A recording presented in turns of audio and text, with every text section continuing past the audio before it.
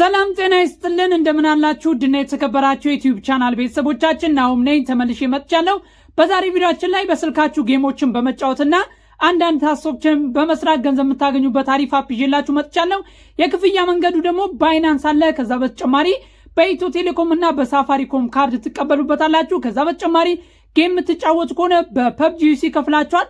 በተለያየ መንገድም የክፍያ መንገድ ይሰጣችኋል። ዩቲዩብ እንደምታውቁት ሙሉ ዲቴል አካውንት አከፋፈት አላሳያችሁም፣ እዚህ ነግራችኋለሁ። አፑን ታወርዳላችሁ። አካውንት አከፋፈቱና አሰራሩን በዚሁ በቃል በፎቶ አስረዳችኋለሁ።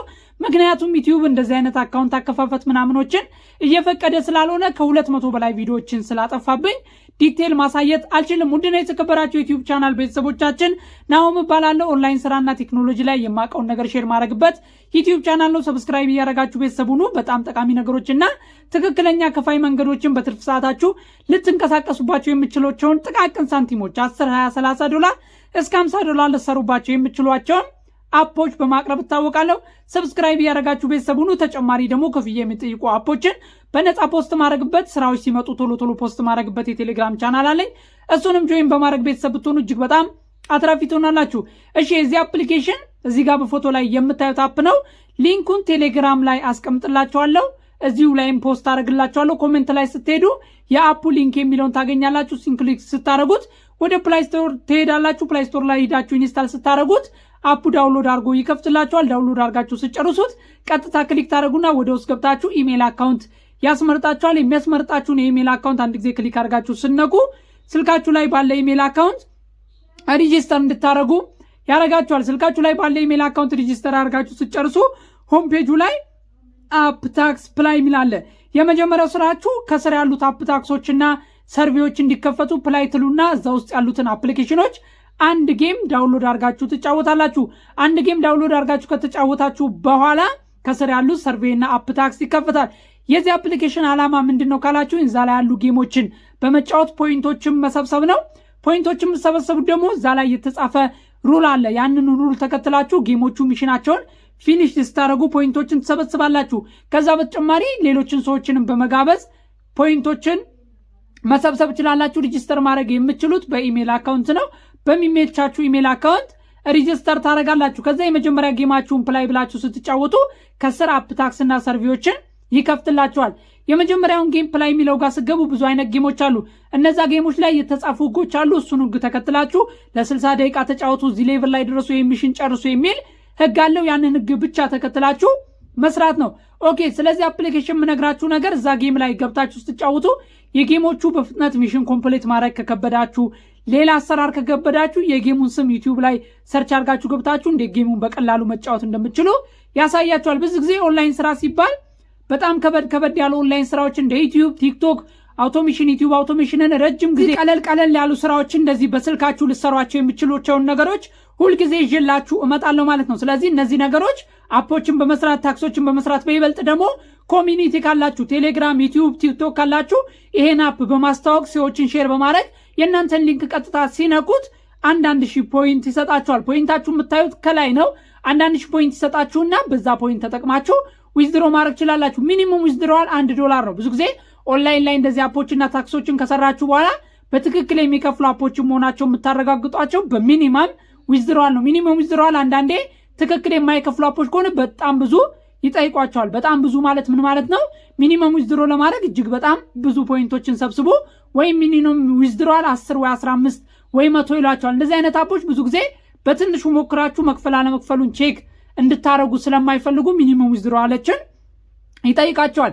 እዚህ አፕሊኬሽን ላይ ዋናው ትኩረታችሁ ከቻላችሁ በትርፍ ጊዜዎቻችሁ ጌሞችን በመጫወት ሚሽኖችን በመጨረስ መሰብሰብ ፖይንቶችን ትችላላችሁ። አይኔ ትርፍ ጊዜ ከሌለኝም ካላችሁ ደግሞ ቲክቶክ ላይ ወጣችሁ ለሰዎች በማስተዋወቅ ሰዎችን በመጋበዝ መጠቀም ትችላላችሁ። ይሄን አፕሊኬሽን 1 ዓመት አልፎኛል ከጀመርኩት። ፖይንትም ሰብስቤበታለሁ፣ በራሴ ሰርቼ ተቀብዬበታለሁ። ካርድም ይከፍላችኋል፣ በባይናንስ USDT ይከፍላችኋል። እናንተ በምትፈልጉት መልኩ ጌሞችና ሰርቪዎችን በመስራት መጠቀም ትችላላችሁ። ሌላኛው እዚህ አፕሊኬሽን ላይ ቪፒኤን አትጠቀሙ። ቪፒኤን ከተጠቀማችሁ አካውንታችሁን ባን ሊያደርጋችሁ ይችላል። ምክንያቱም ቪፒኤን ስለማይፈቀድ።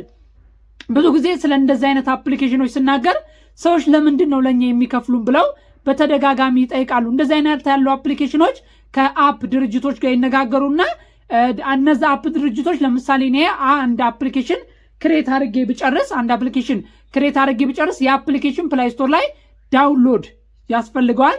ብዙ ሰው ሪቪው ሲያደርገው ብዙ ሰው ዳውንሎድ ሲያደርግ ስታሮች ሲደርስ ብዙ ሰዎች ጋር እነዛ የአፕሊኬሽን ሲደርስልኝ እኔ ከዛ አፕሊኬሽን የተሻለ ክፍያ አገኛለሁ። ስለዚህ ለምሳሌ እኔ አፕሊኬሽን ዳውንሎድ አድርጌ ብጨርስ ጌሞችን ዳውንሎድ አድርጌ ብጨርስ እነዚህ የአፕ ድርጅቶች ጋር ሄድና አነጋገራለሁ። ይሄን አፕሊኬሽን አስተዋውቅልኝ እከፍላለሁ እላለሁ። እነዚህ አፕሊኬሽኖች ደግሞ ይሄን ያህል ትከፍላለህ ይሉኛል።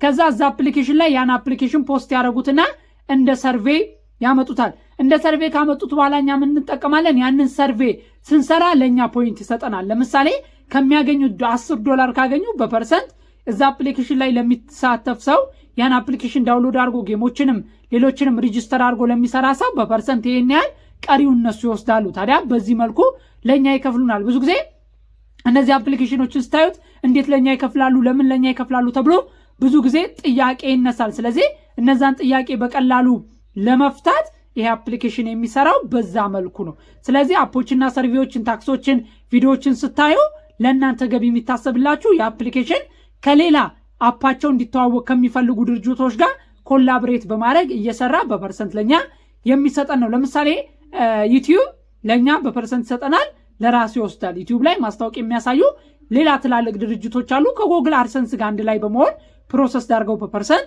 ይሰጡናል። እነዚህም አፕሊኬሽኖች እንደዛ ናቸው።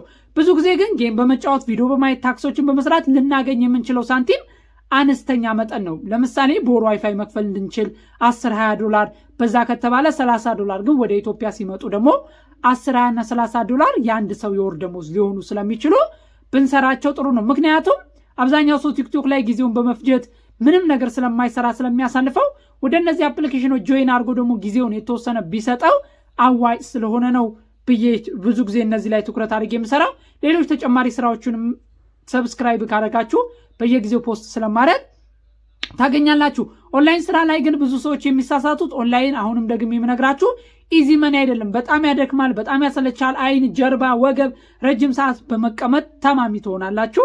ያንን አስቡ። ደግሞ መጨረሻ ላይ ክፍያው የተሻለ ቢሆንም ድካም እንዳለው ግን ወቁ። ምንም ነገር ላይ ምን ያስፈልጋል ብያቸዋለሁ? ጥረት ያስፈልጋል። ያለ ጥረት ያለ ልፋት ገንዘብ ማግኘት አይቻልም። አንዳንድ ሰዎች የሆነ ነገር ክሊክ አድርገው ትንሽ ነገር ሰርተው ገንዘብ ማግኘት ይመኛሉ። አብዛኛው ሰው ደግሞ መሞከር አይፈልግም። ጭራሹንም ዩቲዩብ ይጀምራል፣ ቲክቶክ ይጀምራል፣ ፌስቡክ ይጀምራል፣ ኢንስታግራም ይጀምራል።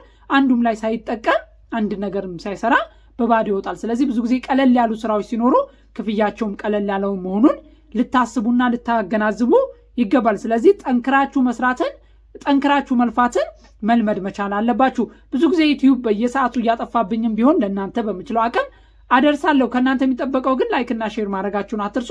በቀጣይ ቆንጆ ቪዲዮ እስከምንገናኝ ቴሌግራም ቻናላችንን ተቀላቀሉ። ዩቲዩባችንን ሰብስክራይብ በማድረግ ቤተሰቡን እንደገና ተመልሰናል። በያላችሁበት ቸር ሰንብቱ። ጠቃሚ ነገር ነበር። ይመቻችሁ።